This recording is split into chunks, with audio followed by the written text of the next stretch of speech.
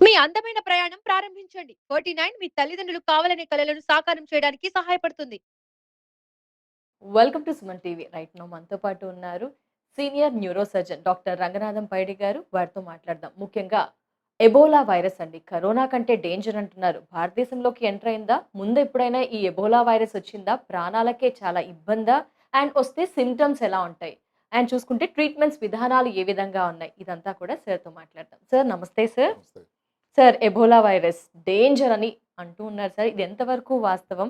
ఏ అవయవాల మీద పడుతుంది? ట్రీట్మెంట్స్ విధానాలు ఎలా ఉన్నాయి? ఇంతకుముందు ఎప్పుడైనా వచ్చిందా సార్? ప్రజలు ఎలా ఉండాలి? దీని గురించి అవేర్‌నెస్ సార్ ఒకసారి.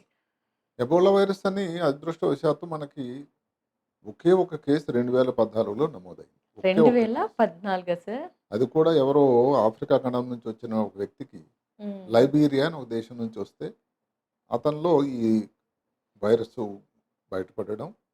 కానీ అతని నుంచి మిగతా వాళ్ళకి ఎవరికి సంక్రమణ జరగలేదు. ఆయన కూడా పూర్తిగా రికవర్ అయిపోయాడు. ఓహ్! ఇప్పుడు 2026 అంటే 12 సంవత్సరాల మధ్యలో అసలు కేసే లేదు. హుహు. నిజానికి ఎబోలా వైరస్ అన్నది ఇప్పుడు 1976లో డెమోక్రాటిక్ రిపబ్లిక్ ఆఫ్ కాంగో అని ఒక ఆఫ్రికా దేశం ఉంది. Okay Africa sir. ఖండం. దాన్ని హ్మ్. సబ్ సహారన్ స్టేట్స్ అంటారు. సహారా హుహు. ఎడారి ఉంది.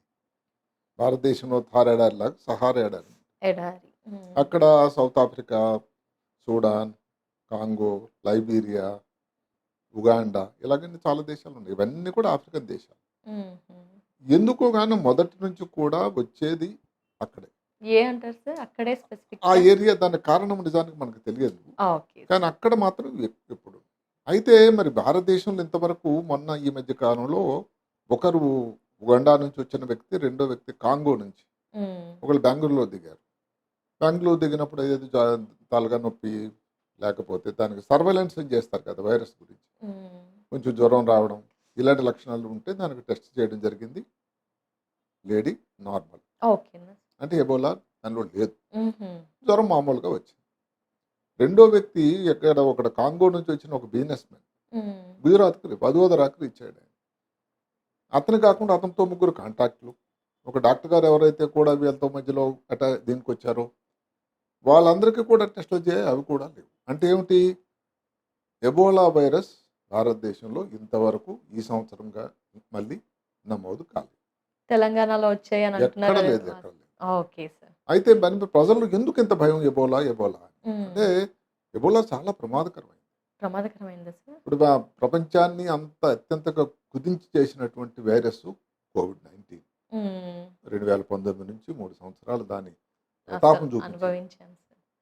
దాంతో చూసుకుంటే ఇదేమిటి అని అందరూ అడుగుతూ ఉంటే దానిలో కోవిడ్-19 వైరస్ అన్నది గాలి నుంచి సంక్రమించేది. అవును సార్. ఇది హ్మ్. గాలి నుంచి వెళ్ళదు. అందుకని ఎక్కువగా ఇంకో దేశం అంత సింపుల్‌గా రావడానికి అవకాశం లేదు. హుహు. ఏదైతే ఎబోలా వైరస్ అన్నది ఏమిటి? మనిషి నుంచి మనిషి కాంటాక్ట్. లైక్ ఏ విధంగా సార్? దాని మనిషిలో వచ్చినటువంటి చెమట గాని, ఓకే సార్. లేకపోతే ఇంకేనా దగ్గు.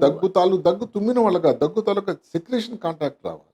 హుహు. తుమ్మినా దగ్గినక లేదు. అదే కాకుండా ఏదైనా ఇది లైంగిక సంపర్కం వల్ల వచ్చింది గాని, హుహు. కొన్ని జంతువుల నుంచి మనిషికి రావడం గాని. ఉదాహరణకు ఫ్రూట్ బ్యాట్స్ అని ఉంటాయి. కొన్ని ప్రాంతాల్లో తిరుగుతూ ఉంటాయి. గబ్బిలాలు. హ్మ్. అలాగే చింపాంజీలు, కోతులు వీటి వల్ల రావడం గాని.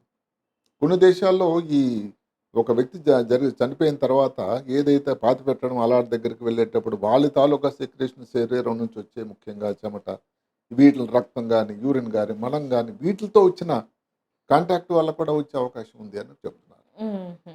ఈ కోవిడ్‌కి మనకు తెలుసు జనరల్‌గా గాలిలోన. దగ్గితే వచ్చేసేది. వచ్చేసేది. అవును. ఇప్పుడు దాంతో చూసుకుంటే ప్రమాదం ఎక్కడుంది అంటే ఎబోలా వైరస్ ఒకవేళ వచ్చిందంటే దాని వలన మరణాల శాతం దగ్గర 60-90%. కోవిడ్ అని అందరూ భయపడ్డారు. దానివల్ల మరణాల శాతం ఎంత తెలుసండి? 1-3%. ఇది ఇంకా చాలా రెట్టింపు ఉంది సార్ రెట్టింపు ఎబోలా. ఏమిటి అసలు లెక్కలేదు. అసలు చాలా 3% ఎక్కడ? గ్రేట్ 90% ఎక్కడ? అసలు.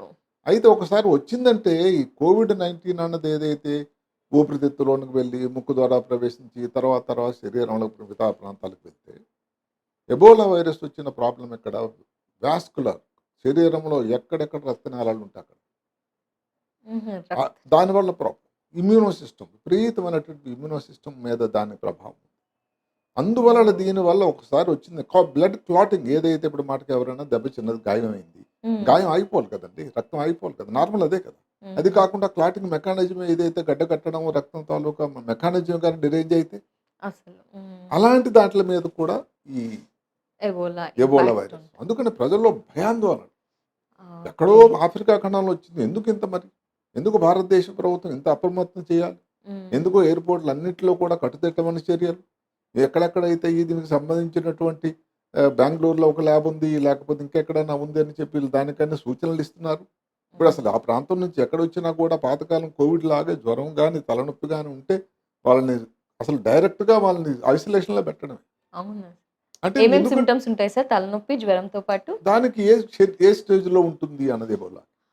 అంటే మొదటి స్టేజ్ ఫస్ట్ అంటే ఇప్పటి నుంచి 1 నుంచి 5వ రోజు వరకు చూసుకుంటే మామూలు తలనొప్పి కొంచెం రావడం, మెడ నొప్పి, కండరాల నొప్పులు, జలుబు కొంచెం ఇలాంటి లక్షణాలు వస్తూ ఉంటాయి. కొంచెం ఆకలి తక్కువలాగా ఉంటుంది. ఆ సమయంలో లక్షణాలు గుర్తించడం చాలా కష్టం. కష్టం. నెక్స్ట్ ఫేజ్ ఏదైతే ఉందో 5వ రోజు నుంచి 10 రోజుల వరకు అది కొంచెం ఇబ్బంది. అంటే ఏది పొట్టలో నొప్పి, డయేరియా రావడం, లూజ్ మోషన్స్ రావడం, ఆకలి తక్కువైపోవడం, వాంతి వచ్చేటట్టు ఉండడం, లివర్ మీదగా దాని ప్రభావం వచ్చి లివర్ తాలూకు పని చేయకపోవడం, తేడా రావడం, మూత్రపిండాల మీద దాని ఇబ్బంది రావడం, కొన్ని క్షణాల్లో పర్టికులర్గా ఏదైనా చిన్న దెబ్బ తగిలింది అనుకోండి, అసలు ముక్కు నుంచి కానీ నోటి నుంచి కానీ లేకపోతే మరంలో కానీ అసలు విపరీతమైన రక్తం రావడం. అసలు ఏదో దెబ్బ తగలకుండా ఉండదు కదా, పొరపాటు చెయ్యి ఎక్కడ తగిలినా కూడా అక్కడ పూర్తిగా రక్తస్రావం అయిపోవడం. ఎందుకంటే గడ్డకట్టుకు రక్తం క్లాటింగ్ మెకానిజం అనేది డ్యామేజ్ అయిపోయింది. ఇవి దీని లక్షణం, అందుకని ప్రమాదం. సో అందువల్ల అదే కాకుండా ఏదో ఒక వ్యవస్థ అన్నది కుదింపు అయిపోతుంది దీనివల్ల. ఎబోలా అంటే ప్రజల్లో భయం, ఎందుకంటే మరణాల సంఖ్య అంత శాతం అసలు ఎంతవరకు అంటే ఆ ఒక్క ఆఫ్రికా ఖండంలో లిమిటెడ్గా ఉన్నా కూడా ప్రపంచాలని గడగడలు ఆడుతున్నాయంటే ఒక్క కేసు వచ్చినట్టయితే దాని వల్ల వ్యాప్తి కూడా చాలా ఎక్కువ. అదే కాకుండా ఒక వస్తువు ఎవరికి ఇన్ఫెక్ట్ అయింది అనుకోండి, మాటకు ఎబోలా వైరస్ వచ్చింది, వాళ్ళు అదే రూమ్లో ఇంకో వ్యక్తి వారితో కానీ భార్య కానీ ఎవరన్నా కానీ వారు చేసిన వస్తువులు కానీ లేకపోతే బెడ్షీట్స్ కానీ బెడ్ కానీ వాడినా కూడా ఈ ప్రమాదం వచ్చే అవకాశం. ఇది వ్యాప్తి చెందేటువంటి విధి విధానం. ఇది మామూలుగా ఈ అవయవాలు మీరు అడిగినట్టు ఏదైతే చూసుకుంటే అయితే లివర్ కానీ కిడ్నీ కానీ పొట్టలో ఉన్న ఏదైనా అవయవాలు కానీ పొట్ట లోపల కానీ వీటిలో ఇబ్బంది రావడానికి ఆస్కారం చాలా ఉంది. స్క్రీనింగ్ టెస్ట్ ఏంటి సార్ దీనికి స్క్రీనింగ్ టెస్ట్ ఏదైనా అసలు వైరస్ వ్యాధి అన్నది PCR. ఇప్పుడు న్యూరోసర్జన్గా నేను ఎందుకు దీనికోసం దృష్టి ఎక్కువ పెట్టాల్సి వచ్చిందంటే ఎబోలా వైరస్ అన్నది మెదడు మీద ఎంత ప్రమాదం ఉందని చెప్తూ ఉంటే అసలు భయం వేస్తూ ఉంటుంది. మెదడులో మరి ఎలా ప్రవేశిస్తుంది, ముక్కు నుంచి ఏదో డైరెక్ట్ కాదు, డైరెక్ట్ దానిలో ఉండేటువంటి వాస్కులర్ రక్తనాళాలు లోపల ఉండేటువంటి చిన్న కణాల మీద దానికి తాలూకు ప్రభావం చూపుతుంది. Vascular attack. ఆ తర్వాత ఏమిటి, ఇమ్యూన్ సిస్టమ్. కోవిడ్ టైంలో ఒక మాట వాడుకున్నాం, ఏదైతే సైటోకిన్ స్టామ్ అని, అంటే సడన్గా ఉత్పన్నలాగా వచ్చాడు బ్రెయిన్ లోపల, తలనొప్పి రావడం, ఇది ఇబ్బంది. కానీ లేదు ఇంకా లాస్ట్ స్టేజ్లో కానీ ఉండేటట్టయితే మెదడు లోపల కానీ ఏదైతే రక్తస్రావం లాగా మెదడులో హెమరేజ్ రావడం కానీ, స్ట్రోక్ లాగా రావడం కానీ, ఫిట్స్ లాగా రావడం కానీ జరుగుతుంది. ఎబోలా వైరస్ అంత ప్రమాదం అండి మెదడుకు సంబంధించి. అంటే ఏమిటి, ఏదైతే లేట్ స్టేజ్ ఎబోలా వైరస్ తాలూకు ఎఫెక్ట్ వచ్చే లేట్ స్టేజెస్ ఎబోలా వైరస్లో నర్వస్ సిస్టమ్ మెదడు దాని మీద వచ్చేటువంటి. ఇక్కడ ఇంకొక ఇబ్బంది ఏమిటి, ఇప్పుడు ముందు మనం చెప్పుకున్నాం దానిలో స్టేజెస్ అది అక్కడ కూడా ఉన్నాయి. మొదటి స్టేజ్ అయినట్టయితే ఏదో మెనింగో ఎన్సెఫలైటిస్ అని, అంటే ఏమిటి, మెదడు మీద ఏదైతే పొరలు ఉంటాయో వాటిని మెనింజిస్ అంటారు. అలాగే దానివల్ల అదే కాకుండా మెదడుకు వచ్చే ఇన్ఫెక్షన్ ఎన్కెఫలైటిస్, మెనింగో ఎన్సెఫలైటిస్ అంటారు. చాలా మెదడు పాపు వ్యాధి అంటాం. మనం ఏదో జపనీస్ ఎన్సెఫలైటిస్ అప్పుడు ఇలాంటి మనం మాట్లాడుకునేవాళ్ళం. తర్వాత ఏదన్నా కానీ తలనొప్పి కానీ, కొంచెం పరాకు మాట్లాడడం, కన్ఫ్యూజన్ రావడం, అది సరిగ్గా లేకపోవడం. ఇందాక కొంచెం లేట్ స్టేజ్ కానీ ఏదో క్రిటికల్ పరిస్థితులు అయితే మనం చెప్పుకున్నట్టు స్ట్రోక్లో హెమరేజిక్ స్ట్రోక్ కానీ ఇస్కెమిక్ స్ట్రోక్ కానీ రక్తనాళాల్లో మార్పులు రావడం వల్ల, ఫిట్స్ లాగా రావడం వల్ల, ఇంకా కానీ అప్పట్లో గుర్తించక లేటుగా కానీ వైద్యం అన్నట్టయితే ప్రాణానికి ప్రమాదం కూడా ఉంది. ఈ కారణాలు ఎంటర్ అవ్వడానికి ఎబోలా వైరస్ మెదడు లోపల మన విధానం చెప్పుకున్నాం. ఇంకొక అన్నిటికంటే ముఖ్యమైన మెదడుకు సంబంధించిన ఏంటంటే వైరల్ పర్సిస్టెన్స్ అని ఒక మాట. సరే ఏదో ఒక శస్త్రం ఎక్కడో లివర్లో వచ్చింది, కిడ్నీ మూత్రపిండాలో వచ్చింది, వైద్యం జరిగింది, పేషెంట్ రికవర్ అయిపోయాడు, అక్కడితో అయిపోవటంలా ఈ వైరస్ అన్నది మెదడు లోపల కొన్ని ప్రాంతాలు ఉన్నాయి, ఇమ్యూన్ ప్రివిలేజ్డ్ ప్రాంతాలు అంటారు. అంటే ఏమిటి, రోగ నిరోధక వ్యవస్థ ఏదైతే పనిచేసే ప్రాంతం ఉంది కదా, ఏదైనా కష్టం వచ్చింది ఈ రోగ నిరోధక పరిస్థితి కదా మనం దాని నుంచి రికవర్ అవును అవుతాం. సార్. కానీ దానిపైన అక్కడ కూడా మెదడులో కొన్ని ప్రాంతాల సృష్టికర్త అమర్చాడు ఆయన. ఎక్కడైతే ఈ రోగ నిరోధక వ్యవస్థ అక్కడ పనిచేయదు, అంటే ఎప్పటి వరకు పనిచేయదు సార్ అది ఎప్పటి వరకు కన్నా అది కాదు అక్కడ అసలు అక్కడ దాని తాలూకు ఎఫెక్ట్ లేదు అది. ఎలాంటివి అవి కొన్ని వెంట్రికల్స్ అంటాం, మెదడు లోపల సిఎస్ఎఫ్ ఏదైతే ఫ్లూయిడ్ తయారవుతుందో అక్కడ వస్తుంది, అక్కడ ఇలాంటి ఏరియాస్ ఉన్నాయి.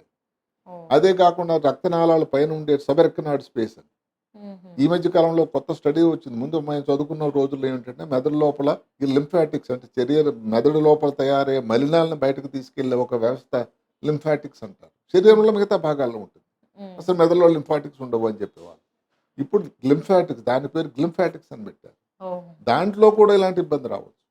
మొత్తం మీద ఏమిటంటే ఈ శరీరంలో మెదడు లోపల తయారైనటువంటి మలిన పదార్థాన్ని తీసేదనేటువంటి ఇబ్బంది ఎక్కడైతే కొన్ని వ్యవస్థ ఉందో ఆ వ్యవస్థ దగ్గర ఉన్నాయి ఇక్కడ.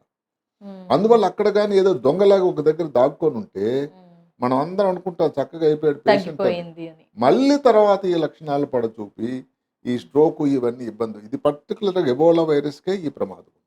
గుర్తుపట్టలేమా సార్ టెస్టింగ్ చేసి? టెస్టింగ్ చేయడం పేషెంట్ బాగానే ఉన్నాడు కదా, పేషెంట్ బాగానే ఉన్నప్పుడు టెస్టింగ్ ఎందుకు చేయడం? అదే కాకుండా ముందు మాటకి ఏదో మూత్రపిండాల మీదో లేకపోతే మిగతా అవయవాల మీదో మనం చెప్పినట్టు లివర్ మీదో తేడా వచ్చిన, పొట్టలో కానీ తేడా వచ్చినప్పుడు టెస్ట్ చేశారు, పాజిటివ్ వచ్చింది, మందులు ఇచ్చారు, తగ్గిపోయింది. మందులు అంటే నిజానికి ఏమిటి, దీనికి స్పెషల్ గా మందు ఇది ఇస్తే తగ్గిపోద్దని లేదు. ఈ రోజు వ్యాక్సిన్ లేదు, అదే ప్రమాదం. దానికి ఏమిటంటే ఈ మధ్య కాలంలో ఏం చెప్తానంటే చాలా కాస్ట్లీతో కూడుకున్న ఒక 2 మోనోక్లోనల్ యాంటీబాడీస్ అని ఉన్నాయి. అంటే ఇమ్యూనో వ్యవస్థని పెంపొందించే దానికి చేసేటువంటి ఒక పరిస్థితి. అవి చాలా 2 రకాల ఇంజెక్షన్స్ వచ్చాయి, అవి చాలా ఖర్చుతో కూడుకున్నవి. సో అందువల్ల ఎంతమందికి అది ఇవ్వగలరు, అంతమందికి అందుబాటులో ఉంటుంది, అది వాళ్ళు ఆలోచించాల్సింది. సపోర్టివ్ కేర్, ఎవరికైనా లివర్లో తేడా వచ్చింది దానికోసం మందులు ఇవ్వడం కానీ, కిడ్నీలో ప్రాబ్లం వచ్చింది దానికి అవసరమైతే డయాలసిస్ అలాంటివి కానీ, బ్రెయిన్లో ప్రాబ్లం వచ్చి దానికోసం అడ్మిట్ చేసి స్ట్రోక్ కూడా ఏదో వైద్యం చేయడం, ఇలాంటివన్నీ జరుగుతూ ఉన్నాయి. మొత్తం మీద ఏమిటంటే బ్రెయిన్ మీద మిగతా భాగాల కంటే ఎలాగంటే ప్రమాదం చాలా ఎక్కువ. దాని లోపల డైరెక్ట్గా ఏదైతే మనం చెప్పుకున్న రక్తనాళాలు, ఇప్పుడు బ్లడ్ బ్రెయిన్ బ్యారియర్ ఉంటుంది. అసలు బ్లడ్ బ్రెయిన్ బ్యారియర్ అంటే ఒక రక్షణ వ్యవస్థ సృష్టికర్త అమర్చిన వ్యవస్థ నేను ఎన్నోసార్లు చెప్పుకున్నాను. ఆ వ్యవస్థ దేని ఒక రకం, అక్కడ ఏదో పెద్ద గోడలాగా ఉండదు, అక్కడ కొన్ని కణాల సముదాయం ఏంటి, దాని పోలీస్ మ్యాన్ లాగా మంచి వ్యవస్థలు తప్ప చెడు పదార్థాలను బ్రెయిన్ లోపలికి అలౌ చేయదు. కానీ ఈ ఎబోలా వైరస్ కానీ ఎవరికైతే సోకుతుంది ఏమవుతుందో తెలుసండి, ఈ బ్లడ్ బ్రెయిన్ బ్యారియర్ అనేది డ్యామేజ్ అయిపోతుంది.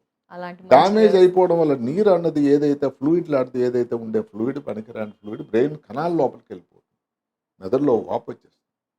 అంటే దాన్నే బ్రెయిన్ ఎడిమా అంటారు. అదే కాకుండా ఈ రక్తనాళాల్లో మార్పులు రావడం వల్ల ఇందాక చెప్పుకున్నట్టు ఈ హెమరేజిక్ స్ట్రోక్ కానీ ఇస్కీమిక్ స్ట్రోక్ కానీ వచ్చే అవకాశం కూడా ఉంది.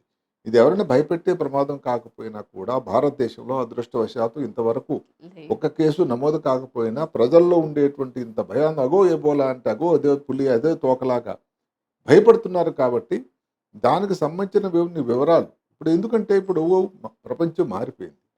ఒకప్పుడులాగా ఎక్కడో కాంగో ఉంది, ఎక్కడో లేకపోతే ఉగండాలో అసలు వ్యాపారస్తులు భారతదేశం సంతతి ఎంతమంది ఉన్నారు, మరి అక్కడి నుంచి వస్తూ ఉంటారు, పోతూ ఉంటారు, వాళ్ళ చుట్టాల దగ్గర ఏదో పెళ్లి జరుగుతుంది, ఇంటి కోసం వస్తారు. వాళ్ళకి మరి అక్కడెక్కడ కానీ ఇంకొక ఇన్ఫెక్టెడ్ అయిన వ్యక్తి ద్వారా దగ్గర వాళ్ళకి దీంట్లో వస్తే దానివల్ల వచ్చే ప్రమాదం ఉంది. కానీ అలాగని వచ్చే వాళ్ళని ఆపలేము. అంటే మరి దానికి నిజంగా ఏంటంటే ఈ మధ్య కాలంలో ఆఫ్రికా ఖండం నుంచి భారతదేశం కలిపిన వస్తాలు ఒక ఫారిన్ మినిస్టర్స్ ఒక మీటింగ్ ఉండే, ఆ మీటింగ్ క్యాన్సిల్ చేయాల్సి వచ్చింది. ఏమన్నా కానీ ప్రాబ్లం వస్తే ఎవరికన్నా అక్కడ వచ్చే ప్రతినిధులు జరగాల్సింది ఢిల్లీలో. సో ప్రభుత్వం నుంచి ఇలాంటి చర్యలు అయితే ఇలాంటి చాలా చర్యలు ఎయిర్పోర్ట్ లోనే కానీ ప్రతిదీ స్క్రీనింగ్ చేస్తున్నారు, ఇలాంటి చర్యలు తీసుకుంటూ ఉన్నారు, ప్రజల్లో ఒక అప్రమత్తం కల్పిస్తూ ఉన్నారు. అయితే అందరూ అది అర్థం చేసుకోవాల్సిందంటే కోవిడ్-19 లాగా ఏదో భయపడిపోవాల్సినంత ప్రమాదం లేదు. కోవిడ్-19 ఎవరి కంట్రోల్ ఎందుకు లేదంటే గాలి ద్వారా, నోటి తుంపరుల ద్వారా. అది ఎంత ప్రమాదం, ఎవరికి వచ్చుద్దో ఎందుకు వచ్చుద్దో ఏ టైంలో వచ్చుద్దో కంట్రోల్ లేని వ్యవస్థ పరిస్థితి. ఇది మనిషి కాంటాక్ట్ ఉంటే తప్ప వచ్చేదానికి లేదు, కాకపోతే డేంజరే, దానికంటే చాలా డేంజర్. అందుకనే భయంలో అంటే పేషెంట్కి వచ్చిందంటే దగ్గర ఏమించి ప్రపంచ ఆరోగ్య సంస్థ ఏం చెప్తున్నారంటే 101, 120 మంది చనిపోయారు. అది అసలు ఇది చాలా కష్టం, చేయి దాటిపోయింది, ప్రజా ఆరోగ్యానికి పెద్ద విషమ పరిస్థితి. అని ప్రపంచ ఆరోగ్య సంస్థ చేతులెత్తేసి. అంటే ఏమిటి? ఆ వైరస్ తాలూకా ప్రమాదం అంత. అయితే ఎన్నిసార్లు వచ్చినా కూడా ఆ ఆఫ్రికన్ ఖండంలో కారణాలు ఇంతవరకు మనకి ఈ కారణం వల్ల తెలియలేదా తెలియలేదు సార్? కానీ హుహు. ఆ ప్రాంతంలో మాత్రం ఎక్కువ తయారవుతుంది. ఒక చెప్పాల్సిందల్లా ఏంటంటే అందరికీ అడ్వైజరీ. హ్మ్. ఆ ప్రాంతాన్ని మీరు ప్రయాణం చేయకండి. ఆ ప్రాంతాన్ని వచ్చి ప్రయాణం చేసే వాళ్ళని స్క్రీనింగ్ చేయండి. హ్మ్. ముందు జాగ్రత్తగాని ఈ కాంటాక్ట్స్ రాకుండా ఉండాలి. ఇప్పుడు హ్మ్. ఇందులో మాటకి మాస్క్ గాని, లేదా చేతులు కడుక్కోవడం గాని ఇలాంటి వల్ల ఉపయోగం లేదు కదండీ. లేదు. ఇబ్బందల్లా యెస్. వచ్చిన తర్వాత మళ్ళీ ప్రమాదం. హ్మ్. అందువల్ల ముందు జాగ్రత్త మాటకి 2 కేసులు వచ్చాయని అనుకున్నారు. వాళ్ళతో కాంటాక్ట్స్ ఎవరో ముగ్గురొచ్చారు. ఒక డాక్టర్ గారు కూడా వారికి ఏదో కారణాంతరం కలిశాడు. హ్మ్. వాళ్ళకి కూడా స్క్రీనింగ్ టెస్టులు చేశారు. వాళ్ళని కూడా ఐసోలేషన్‌లో పెట్టారు. కానీ ఇబ్బంది అయితే లేదు కదా! లేదు. అదే కాకుండా మనం ఫస్ట్ కేస్ ఏదైతే ఉందో నమోదైంది 2014 అంటే 12 సంవత్సరాలు అయిపోయింది. హ్మ్. కాబట్టి భారతీయులు ఏమాత్రం కూడా భయపడాల్సింది ఏం లేదు గానీ, ఏదన్నా గానీ ఈ రోజుల్లో విమాన ప్రయాణం గానీ, నౌకా విమానం ప్రయాణం గానీ ఎంతో విరివిగా జరుగుతుంది. ఇప్పుడు అవును ప్రపంచంలో సార్. ఎక్కడెక్కడికో ప్రజలు నలుమూలలా వెళ్తున్నారు. భారతీయులు కూడా ఎక్కువ బిజినెస్. ప్రయాణం చేస్తున్నారు. అందువల్ల ఏమిటంటే ఈ ప్రమాదం లేదు అని కాదు. ఇప్పుడైతే భయపడాల్సిన అవసరం అయితే లేదు. కానీ తెలుసుకొని ఉండాలి. అదే కాకుండా ఇప్పుడు ఏదైతే ఆఫ్రికా ఖండంలో ప్రమాదం తగ్గినంత వరకు హ్మ్. మనం జాగ్రత్తగానే ఉండాలని మాత్రం ఇదొక సూచన. తగ్గే ఛాన్సెస్ ఉన్నాయా సార్? ఏమైనా చూడాలి మరి అది ఒకసారి ఇంతకుముందు మధ్యలో వచ్చినప్పుడు కూడా అలా తగ్గుతూ ఉంది. హుహు. అయితే ఏంటంటే కొంచెం ఆ దేశాలు ఇదేంటి కొంచెం పేద దేశాలు. హ్మ్. అందువల్ల ఈ సౌకర్యాలు ఇప్పుడు మోనోక్లోనల్ యాంటీబాడీస్ లాంటివి ఏదన్నా మిగతా దేశాలు ప్రపంచ ఆరోగ్య సంస్థ వారికి సహాయం చేస్తే తప్ప హుహు. అది ఎంతమందికి అందుబాటులో వస్తుంది? అంటే ప్రజలలో ఇది అవగాహన రాగాలి. యెస్. ఎందుకంటే కాంటాక్ట్స్ అన్నది ఏ ద్వారా వస్తుందో తెలుసుకొని హ్మ్. అలాంటి జాగ్రత్తలు పోకుండా ఇబ్బంది అవును. పోకుండా ఉండేటట్టయితే దానికి ఇప్పుడు అదే కాకుండా కొన్ని ఫ్రూట్ బ్యాట్స్, కోతులు ఇవన్నీ ఉన్నాయనుకోండి దానికి దూరంగా ఉండడం. అంటే కొన్ని హ్మ్. చేయగలిగినవి ఉన్నాయి. అవును ఇదేదో సార్. భోజనం వల్ల, గాలి వల్ల వచ్చేది గాలి కాదు. వల్ల. నీటి వల్ల వచ్చేది కాదు. హ్మ్. అందువల్ల ఇలాంటి జాగ్రత్తలు తీసుకునుంటే ఎవరు కూడా దాని బారిన పడకుండా ఉండడానికి ఆస్కారం ఉంటుందని. Thank you so much sir. Ebola జనాలు భయపడుతున్నారు. బట్ ఎబోలా గురించి పూర్తి వివరణ మాకు మా వయస్‌కి చాలా మన క్లుప్తంగా దేశంలో మనకు సంబంధించి ఎక్కడైతే యెస్. వచ్చిందో ఆ దేశంలో చాలా ప్రమాదమైన పరిస్థితి. హ్మ్. ఆ! అంత చిన్న లిమిటెడ్ చోట్ల దాన్నేమంటారు అక్కడ వస్తూనే ఉంటాయి కేసులు. యెస్ సరే సార్. వాళ్ళు ఇబ్బంది పడుతున్నారు. కానీ హ్మ్. భారతీయ దేశం మనం ఇక్కడ ఉన్న దీంట్లో వచ్చేదానికి ఆస్కారం ఉందా అని ప్రజల్లో భయాందోళనలు. ఎందుకంటే దాని తాలూ వచ్చిన ప్రమాదం అంత ఎక్కువ ప్రమాదం. శాతం. యెస్. కోవిడ్-19 చెప్పినట్టు 3% అయితే మరి 90%, 90 80% అంటే ఎంత 60 ప్రమాదం అండి? నుంచి 90 అంటే అన్నారు. ఒకసారి వచ్చింది అంటే దానిని ఆపేటువంటి శక్తి చాలా తక్కువ మందికి. ట్రీట్మెంట్స్ కూడా ఎక్కువ. స్పెసిఫిక్‌గా ఇంతవరకు ఇప్పుడు యెస్. ఎందుకని ఇప్పుడు ఏదో కారణం వల్ల కాదు. కోవిడ్-19 కోసం ప్రపంచం అంతా ఇన్ని రకాల వ్యాక్సిన్‌లొచ్చాయి. అవును సార్. అంత ఎక్కువ మందికి అఫెక్ట్ అవ్వడం లేదు కదా! అందువల్ల వ్యాక్సిన్ వచ్చినా కూడా దానివల్ల ఎందుకు ఎవరు తయారు చేయటం లేదు? అయితే హ్మ్. ముందు కనీసం ఆఫ్రికా ఖండాన్ని ప్రజలను దృష్టిలో పెట్టుకొనన్నా ఈ ఎబోలా వైరస్ వ్యాక్సిన్ తయారు చేయాల్సిన అవసరం వచ్చిందేమో అని నేను అనుకుంటున్నాను. Yes. Thank you so much sir. Awareness ఇచ్చినందుకు ఎబోలా గురించి పూర్తి వివరణ తెలిసి నమస్కారం. నమస్తే.